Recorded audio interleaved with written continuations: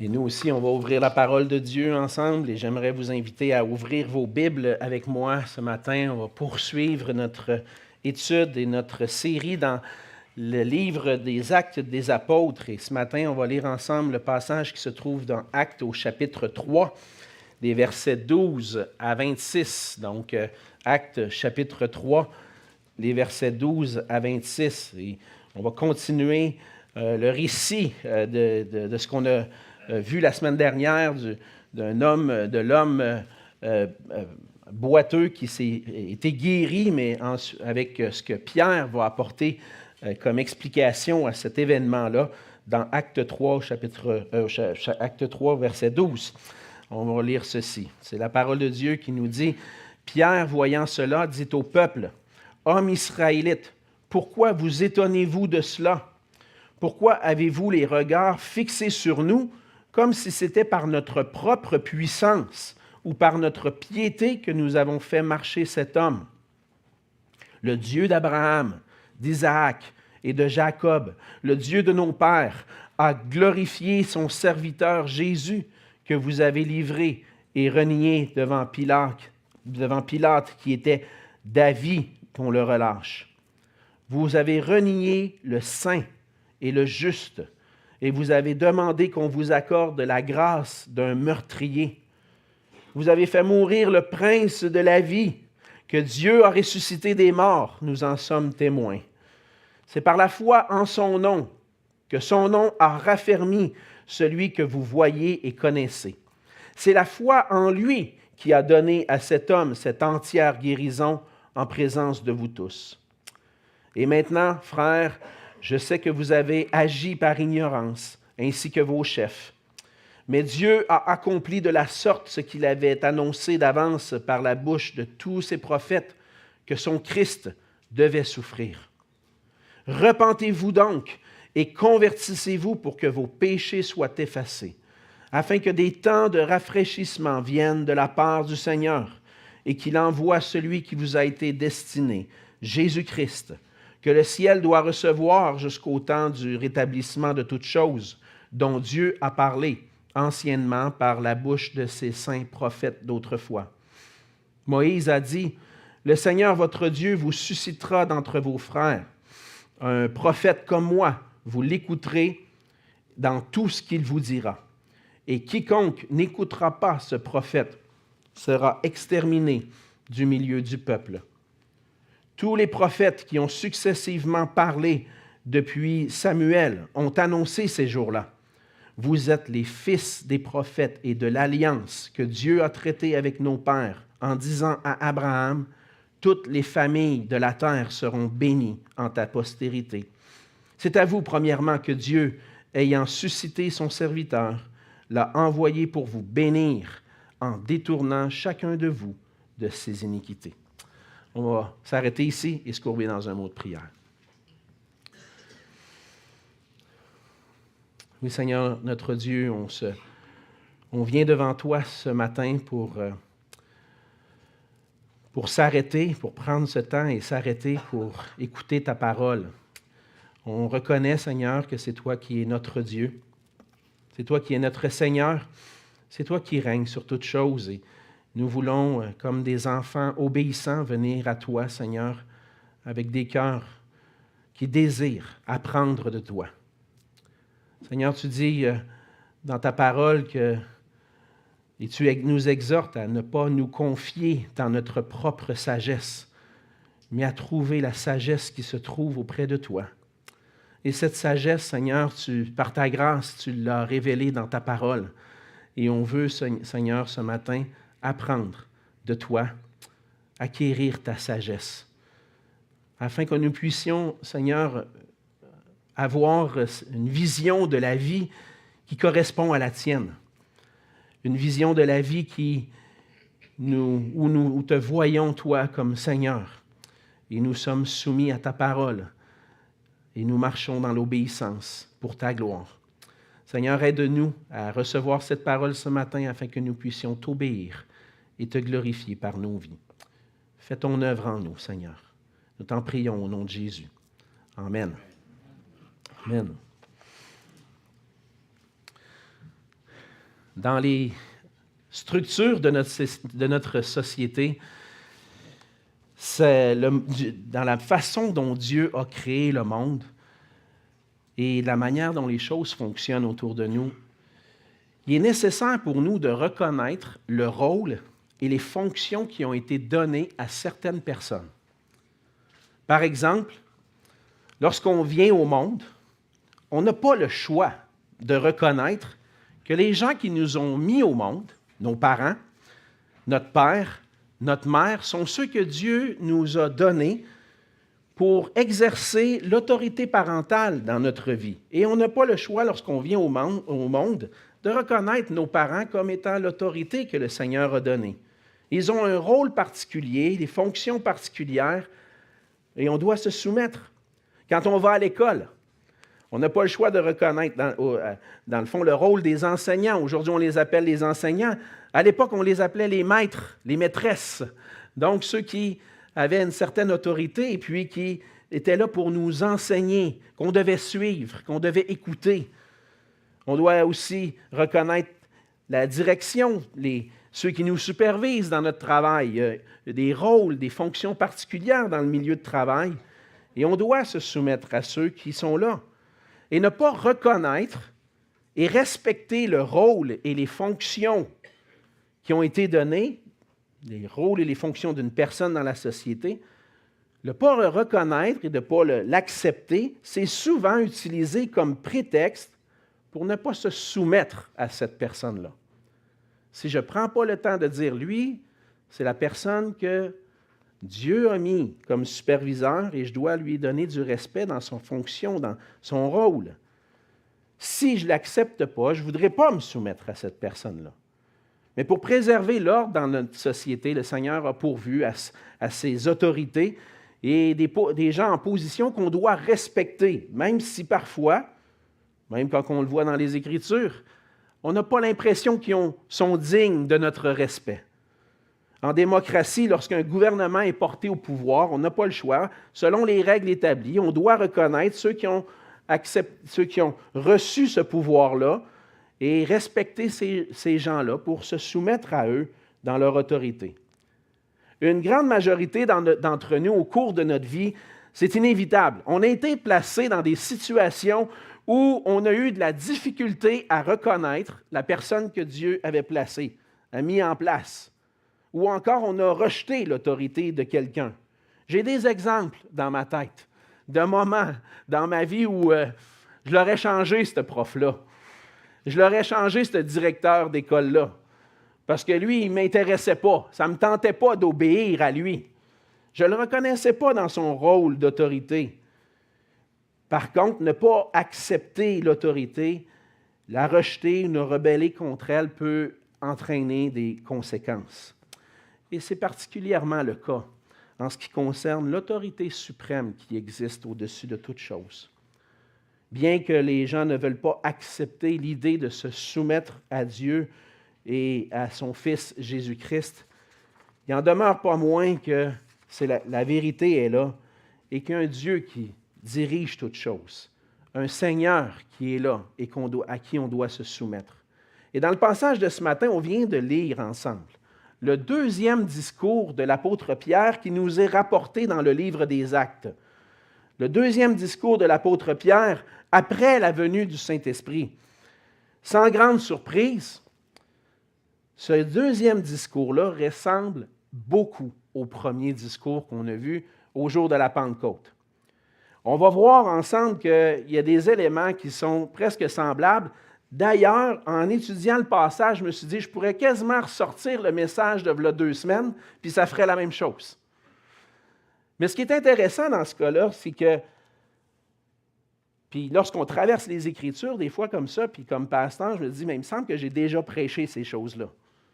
Mais le Seigneur fait en sorte que ces mêmes textes-là, ou ces mêmes passages, ou ces mêmes genres de prédications reviennent pour notre bien, parce qu'on a besoin de l'entendre à nouveau. Le Seigneur fait bien les choses. Mais ce qui est un peu de différent dans le contexte, c'est ce qui a provoqué le deuxième discours de Pierre. Si dans le premier discours, c'est le fait que les apôtres et les disciples se sont mis à parler en langue au jour de la Pentecôte, et puis tout le monde était étonné, là, c'est un autre miracle. Le miracle de l'homme boiteux qui a été guéri, s'est mis à marcher, c'est ça qui a provoqué la surprise des gens. Et la semaine dernière, c'est ce qu'on a vu avec notre frère Antonio. On a vu le miracle qui a été accompli par Jésus pour relever cet homme boiteux que tout le monde connaissait, tout le monde voyait au temple, et tout d'un coup, il se met à marcher. Et on arrive au verset 11, et les gens étaient étonnés. On a terminé au verset 11 en disant « Comme ils ne quittaient pas Pierre et Jean, tout le peuple étonné accourut vers eux au portique dit de Salomon. » En réalité, ce qu'on voit, c'est que l'homme qui vient d'être guéri reste avec Pierre et Jean. Lui, il est tout heureux, hein? On l'a vu, il louait Dieu, puis il restait avec Pierre et Jean, mais là, ça provoque l'étonnement, ce miracle-là. Et puis, les gens accourent au portique de Salomon, et accourent, ils sont tous étonnés. Et là, c'est là que Pierre va donner encore une fois une explication. Il va en profiter pour mettre en lumière le péché des gens, qui là sont tous étonnés, qui ont refusé de reconnaître Jésus comme Seigneur, comme celui que Dieu avait promis d'avance, le Messie, le Christ. Et cette semaine, dans notre passage, on va voir la vraie raison pourquoi ce miracle-là a eu lieu.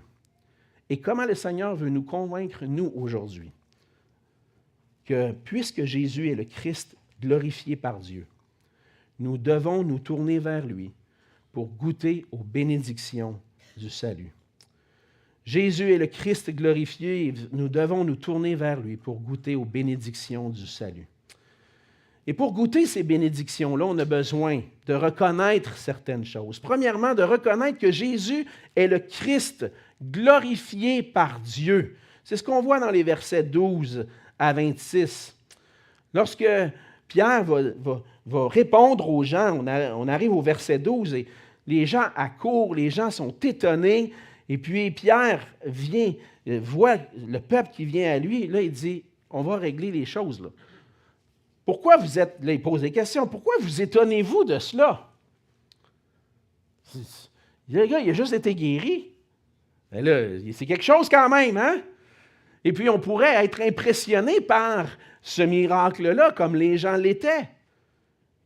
Pourquoi avez-vous les regards fixés sur nous comme si c'était par notre propre puissance ou par notre piété que nous avons fait marcher cet homme? L'être humain est souvent fasciné par ce qui est surnaturel. Je me souviens, quand j'étais adolescent, il y avait des émissions qui passaient à la télé, c'était les dossiers mystères. Il y en a qui se rappellent de ça, hein? Les dossiers mystères, puis avec les petites musiques là, un peu, je dirais, intrigantes, des choses surnaturelles qui se passaient, puis là, on essayait de comprendre les mystères. Et là, il vient de se passer quelque chose de surnaturel et on est étonné. Un homme qui était boiteux s'est mis à marcher. Et puis, ce que les gens ont tendance à faire, c'est de fixer les regards sur ceux qui ont accompli dans leur esprit. Pour eux, c'est ceux qui ont accompli ça, qui sont intrigants. Hey, comment ils ont fait ça? Wow! Faire marcher cet homme-là, que ça faisait des années, peut-être depuis le début de sa vie, depuis sa naissance, qui ne marchait pas. Et là, Pierre, il dit, pourquoi vous pensez que c'est nous qui sommes quelque chose? Pourquoi vous pensez que ce serait notre puissance? Ou même parce que nous sommes des fervents prieurs.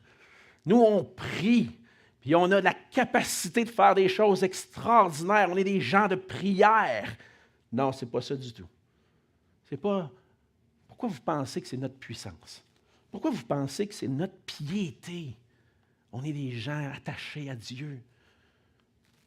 Pierre dit, vous vous trompez. Vous vous trompez parce que ce qui est arrivé en réalité, c'est que votre Dieu, le Dieu auquel vous croyez, il parle à des Juifs, il va commencer au verset 13 en adressant le Dieu d'Abraham, d'Isaac et de Jacob. Il s'adresse à des Juifs. Et les Juifs, pour eux, le Dieu d'Abraham, le Dieu d'Isaac, le Dieu de Jacob, c'est notre Dieu. On croit en lui. On croit à ce Dieu-là. Mais c'est ça, c'est lui qui est impliqué dans tout ça. Mais plus que ça, le Dieu de nos pères, celui qui vous dites être votre Dieu, qu'est-ce qu'il a fait? Il a glorifié son serviteur Jésus, que vous avez renié devant Pilate, que vous avez livré.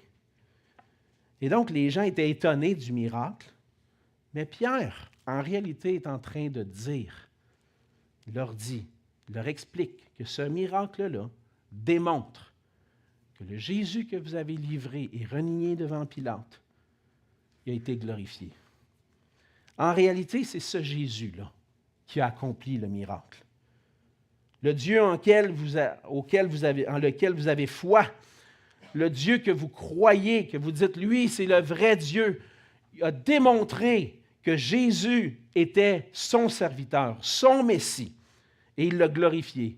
On l'a vu au début du livre des Actes, lorsque Jésus est monté au ciel, Jésus a été élevé, a été glorifié, monté dans la gloire. Et on voit plusieurs titres qui sont donnés à Jésus. Lorsque Pierre va s'adresser, se faire référence à Jésus, il va parler du saint au verset 14, du juste au verset 15, du prince de la vie. Il y a quelque chose que les Juifs n'avaient pas compris. Ils n'avaient pas reconnu qui était réellement Jésus. Il était le saint.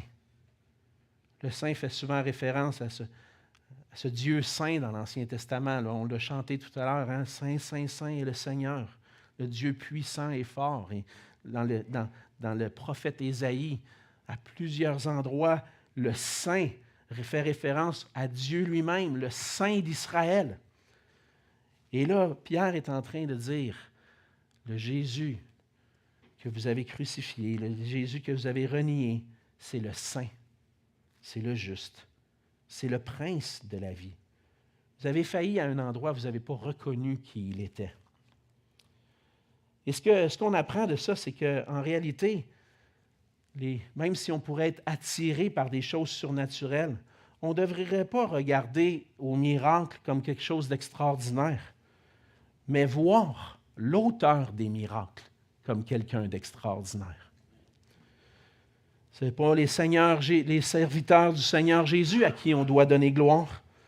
On doit donner gloire à Jésus-Christ, le Fils de Dieu, le Saint, le Juste, le Prince de la vie, le Christ glorifié. C'est vers lui que vous devriez tourner vos regards et reconnaître que celui que vous avez crucifié, c'est celui qui a guéri cet homme. C'est la foi en Jésus-Christ qui a guéri cet homme. C'est au verset 16, Pierre va rappeler ce fait-là. Il dit, ce n'est pas nous, mais c'est par la foi en son nom que son nom a raffermi les pieds de celui que vous voyez, que vous connaissez. C'est la foi en lui qui a donné à cet homme une entière guérison en présence de vous tous. Pierre, il pourrait avoir toutes les raisons pour dire, hey, hein, on a accompli quelque chose d'extraordinaire. Tout le monde est étonné de ça.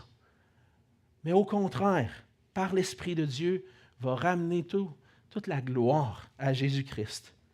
Parce que c'est la foi en son nom, la foi en Jésus-Christ qui a guéri cet homme. Le Seigneur s'est glorifié au travers de la foi de Pierre et Jean. Vous voyez que dans le texte ici, jamais c'est mentionné la foi de l'homme. C'est la foi de Pierre et Jean. Alors, lorsqu'on entend parler de guérisseurs et de sessions de guérison parfois dans certaines églises, puis qu'il y a des gens qui sont estropiés, qui y vont, puis finalement, dans l'attente peut-être d'un miracle, finalement, ça ne fonctionne pas, c'est parce que tu manquais de foi. On met le blâme sur la personne. Alors qu'ici, ce n'est pas la personne, ce n'est pas la foi de la personne, c'est la foi de Pierre et Jean. Alors on pourrait virer ça de bord et dire à ceux qui guérissent, c'est toi qui as manqué de foi finalement. Petite parenthèse comme ça. Parce qu'en réalité, c'est la foi dans le nom du Seigneur Jésus, la foi de Pierre et Jean. Pierre et Jean avaient connu le Seigneur Jésus, et puis on sait que Pierre lui-même, on l'a vu la semaine passée, avait renié le Seigneur. Mais par la puissance du Saint-Esprit, maintenant avait la foi dans le nom du Seigneur Jésus et a fait confiance au Seigneur Jésus pour le guérir. Et c'est ce qui s'est passé. Le miracle qui a été accompli manifeste que Jésus est le Christ glorifié par Dieu, puis que c'est par la foi en son nom que cet homme a été rendu capable de marcher. Et c'est pour ça que nous aussi, on doit reconnaître, un peu recevoir ce message-là pour nous ce matin et dire, Seigneur, je reconnais en toi, Seigneur Jésus, que tu es le Christ, que tu es celui qui est glorifié à la droite de Dieu. Reconnaître le Christ glorifié par Dieu. Pourquoi on doit faire ça? Et là, Pierre va donner d'autres raisons parce qu'il va puiser tout son argument, encore une fois, dans les Écritures de l'Ancien Testament. Jésus est le Christ qui a été promis par Dieu.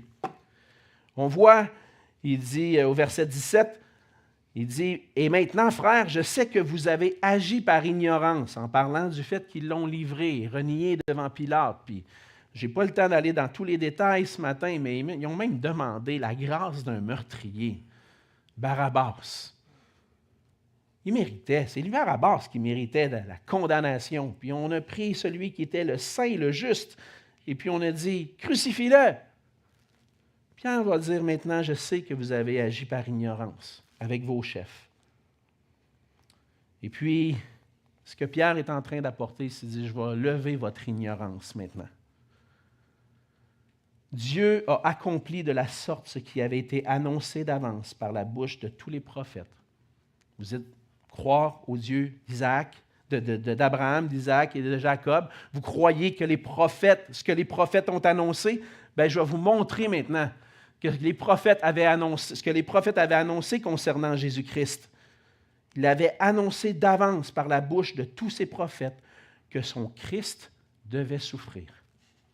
Encore une fois, on voit les plans des hommes qui étaient de rejeter Christ ont servi à accomplir le plan de Dieu.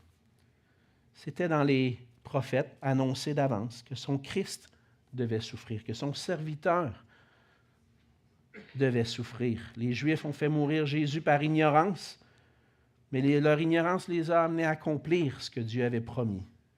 Et un des passages les plus évidents dans les prophètes qui parle de ce que Jésus allait subir, c'est le chapitre 53 d'Ésaïe.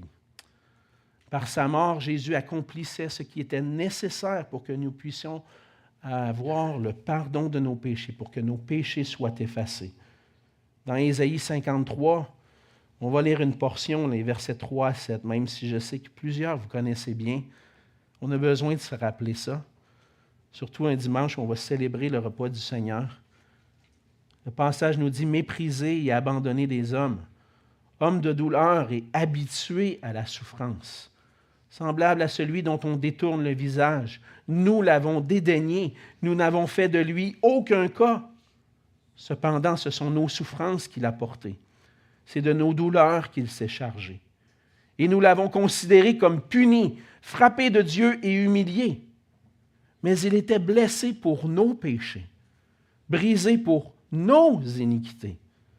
Le châtiment qui nous donne la paix est tombé sur lui, et c'est par ses meurtrissures que nous sommes guéris. Nous étions tous errants comme des brebis. Chacun suivait sa propre voie, et l'Éternel a fait retomber sur lui l'iniquité de nous tous. Il a été maltraité et opprimé, et il n'a point ouvert la bouche, semblable à un agneau qu'on mène à la boucherie, à une brebis muette devant ceux qui l'attendent. Il n'a point ouvert la bouche. 700 ans avant la venue de Jésus, le prophète Ésaïe avait annoncé que le serviteur, que le Christ devait souffrir. Mais ce n'est pas ses propres péchés à lui qui l'ont mené à la croix. C'est nos péchés. Il a reçu sur lui nos péchés. Lui qui était innocent, juste, saint, le prince de la vie, celui qui a le pouvoir sur la vie, a accepté de recevoir la mort à cause de nos péchés, mes péchés. Puis il a accompli tout ça pour que je puisse recevoir le pardon, pour que mes péchés soient effacés, comme si c'était jamais arrivé. Il a tout subi pour moi. La mort de Jésus, ce n'était pas un accident de parcours ou un échec dans son ministère, comme certains théologiens pourraient penser, mais plutôt l'accomplissement des promesses de Dieu concernant son Christ. Pour notre salut, son Christ devait souffrir. En plus de ça, on voit un peu plus loin que Pierre va aussi utiliser Moïse comme référence. On n'a pas tous les détails ici de ce que Pierre va dire. On a le récit de ce que Luc nous rapporte. On lit ça, ça prend à peu près 5 minutes. 45 quand je l'explique. Puis peut-être ça a duré plus longtemps que ça. On va dire que minimum, ça a duré 45 minutes. Probablement que Pierre, il a lu Ésaïe 53. Puis je pense qu'il est allé jusqu'à lire aussi les prophètes. Il a cité Ésaïe, le Deutéronome, à partir du verset 22. On lit ceci. Non seulement le Christ devait souffrir, mais voici qui est Jésus. Moïse a dit, « Le Seigneur votre Dieu vous suscitera d'entre vos frères un prophète comme moi. Vous l'écouterez dans tout ce qu'il vous dira. Et quiconque n'écoutera pas ce prophète sera exterminé du milieu du peuple. » Tous les prophètes qui ont successivement parlé depuis Samuel ont aussi annoncé ces jours-là. Ce que Moïse avait annoncé, c'est qu'après lui viendrait un prophète. Un prophète qui allait être comparable à Moïse. Mais ce qui est important de souligner, c'est qu'est-ce que le peuple devait faire concernant ce prophète-là. Il dit, un prophète comme moi, vous l'écouterez dans tout ce qu'il vous dira. Les Juifs n'avaient pas pris le temps d'écouter Jésus. Puis il dit, quiconque n'écoutera pas ce prophète sera exterminé de mon peuple. Les Juifs réunis cette journée-là, puis ils viennent de voir le miracle se passer, qui sont tous étonnés. Là. Finalement, ce qu'ils comprennent, c'est qu'ils ne devraient même pas faire partie du peuple de Dieu.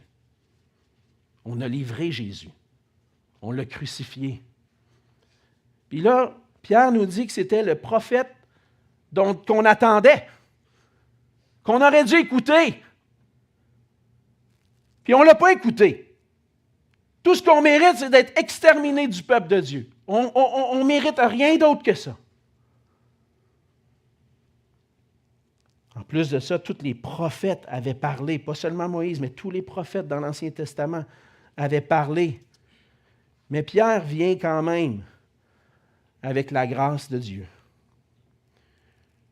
Tous les prophètes ont parlé de ça, mais au verset 25, il dit, « Vous êtes les fils des prophètes et de l'alliance que Dieu a traitée avec nos pères en disant à Abraham, « Toutes les familles de la terre seront bénies en ta postérité. » C'est à vous, premièrement, que Dieu, ayant suscité son serviteur, l'a envoyé pour vous bénir en détournant chacun de vous de ses iniquités.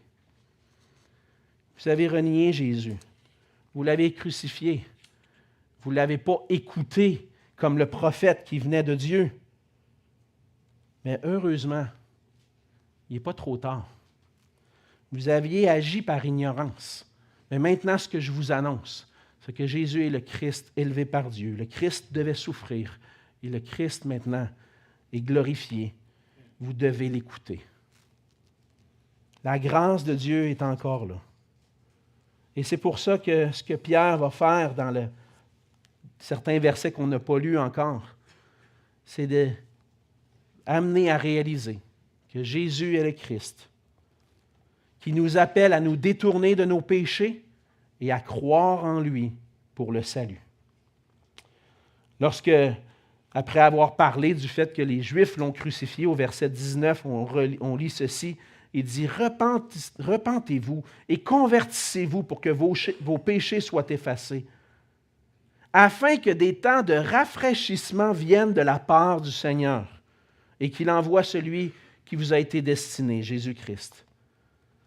Et dans un sens que Pierre est en train d'annoncer, c'est la grâce de Dieu. C'est possible pour vous. Parce que par ignorance, vous n'avez pas reconnu qui était Jésus, mais maintenant, vous pouvez vous repentir. Vous pouvez vous détourner du fait d'avoir rejeté Jésus. Nous, on a vu qu'il était le Christ parce qu'il a été ressuscité. Et maintenant, ce que je vous dis, c'est que vous devriez changer votre façon de penser par rapport à Jésus. C'est de vous repentir, vous détourner, faire un changement, vous convertir, faire ce changement-là drastique qui dit « Je voyais Jésus comme un moins que rien, mais maintenant, je réalise que lui est le Christ, le Seigneur, le Saint, le Juste, le Prince de la vie. » Et la repentance, en fait, c'est ce fait-là de changer notre façon de penser par rapport à Jésus et se tourner vers lui. La conversion, c'est ce changement qui implique la repentance et la foi. La conversion, c'est ce qu'on est tous appelés. Ça se peut que tu sois comme les Juifs et que tu n'as pas encore reconnu Jésus-Christ comme le Seigneur, comme le Dieu tout-puissant qui a tout créé, qui s'est abaissé, qui est venu pour mourir pour toi. Peut-être que tu ne l'as pas reconnu encore. Mais c'est le temps aujourd'hui de changer ta façon de penser par rapport à Jésus. C'est le temps aujourd'hui de te convertir, de changer de façon de vivre, d'arrêter de ne pas reconnaître Jésus comme Seigneur, puis comme celui qui possède toute autorité, puis te soumettre à lui. De changer, de dire « je ne veux pas de ça », pour dire « non, c'est vrai, il est Seigneur. Je dois me soumettre à lui. » Ça se peut que tu n'aies pas voulu, en parlant de moi, puis en parlant de peut-être certains d'entre vous, ça se peut que tu n'aies pas reconnu puis pas voulu de certains qui exercent l'autorité dans ta vie. Mais tu n'as pas le choix de reconnaître que Christ est Seigneur et que tu dois te soumettre à lui. Change ta façon de penser. Et qu'est-ce que ça va donner? Repentez-vous et convertissez-vous si vous voulez goûter la grâce pour que vos péchés soient effacés. Pour qu'il n'y ait plus rien qui tient entre toi et Dieu. Pour que tu puisses goûter ces temps de rafraîchissement. Pour que tu puisses goûter à la bénédiction que Dieu a promis à Abraham, que toutes les nations seraient bénies en sa postérité. Dans le fond, convertis-toi. Écoute Jésus et tourne-toi vers lui. On doit recevoir Jésus comme le prophète, comme le Christ, parce que c'est la repentance et la foi en Jésus-Christ qui accordent les bénédictions du salut. Dieu avait promis à Abraham que toutes les familles de la terre, toutes les nations de la terre seraient bénies en sa postérité, et Jésus est ce serviteur descendant d'Abraham qui vient pour créer un nouveau peuple, pour bénir, pour faire du bien, pour goûter la grâce de Dieu.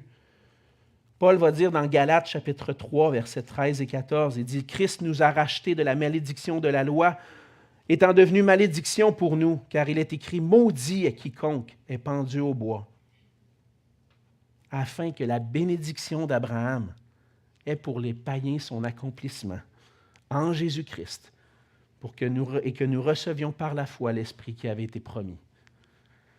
C'est ça qui se passe dans le livre des Actes. Tu veux goûter à la bénédiction qui vient de Dieu. Tu veux goûter d'être réconcilié avec Dieu, de vivre dans la présence de Dieu et d'avoir l'héritage de la vie éternelle. Écoute Jésus et tourne-toi vers lui.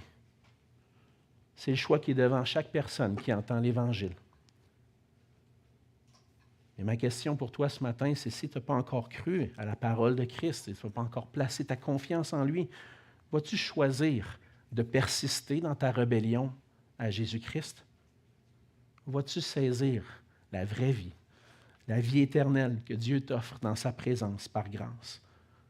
Écoute Jésus, tourne-toi vers lui.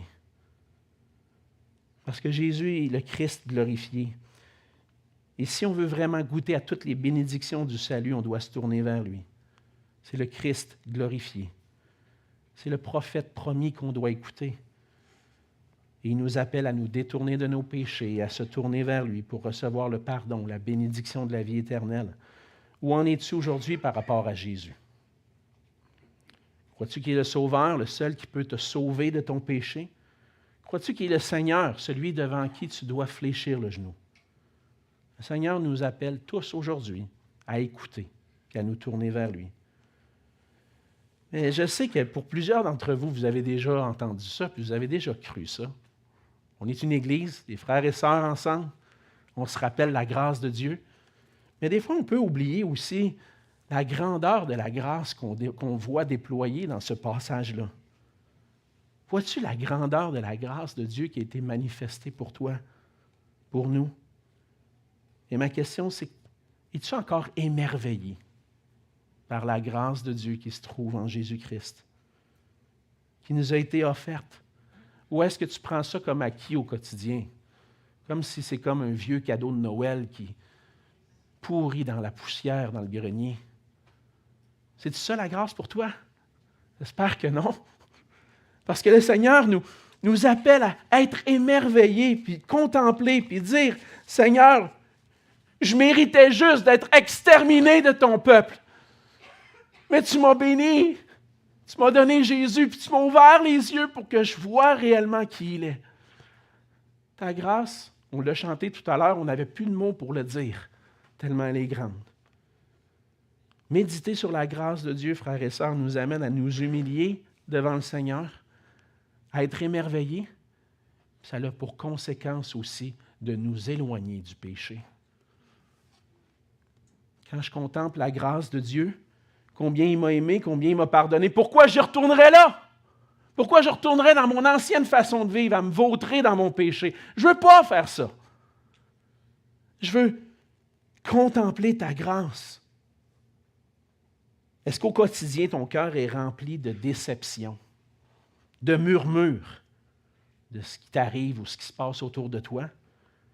Ou est-ce qu'il est rempli d'actions de grâce envers le Seigneur et de reconnaissance envers lui? Paul dit aux Colossiens en terminant, « Rendez grâce au Père, qui vous a rendu capable d'avoir part à l'héritage des saints dans la lumière. Il nous a délivrés de la puissance des ténèbres et nous a transportés dans le royaume de son Fils bien-aimé, en qui nous avons la rédemption, le pardon des péchés. » Rendez grâce à Dieu. Arrêtez de regarder juste les circonstances puis ce qui ne fonctionne pas dans vos vies. Levez les yeux un peu. Contemplez Jésus comme Seigneur, comme celui qui vous a accompli toutes choses, qui vous a fait passer des ténèbres à la lumière, puis qui vous donne en héritage les bénédictions du salut, la vie éternelle. Ce matin, à travers le discours de Pierre, le Seigneur nous rappelle qu'on doit s'encourager à être émerveillé par la grâce de Dieu, puis à donner toute la gloire à Dieu. Parce que notre Seigneur Jésus, glorifié, élevé par Dieu, est digne de recevoir toute la gloire et l'honneur par des cœurs remplis de reconnaissance, d'action de grâce pour sa gloire. Prions. Seigneur notre Dieu, on veut te dire merci pour ta grâce envers nous. Merci de nous rappeler à travers ce passage-là, Seigneur, ce que nous étions auparavant. Des pécheurs qui étaient perdus parce que nous étions rebelles à toi. Nous n'avions pas reconnu ton autorité. Mais en toi, Seigneur Jésus, maintenant, par ta grâce, on peut goûter le pardon, que nos péchés soient complètement effacés et goûter la bénédiction de la vie éternelle, de vivre avec toi dans ta présence pour l'éternité. Seigneur, on méritait la condamnation, mais tu nous donnes la gloire éternelle. On veut te remercier, Seigneur, et te glorifier pour ta grâce envers nous. On veut continuer de la chanter et chaque jour, Seigneur, se rappeler que chaque journée est une occasion pour nous de t'honorer et de te rendre grâce pour ton salut. À toi soit la gloire Et c'est en Jésus qu'on te prie. Amen.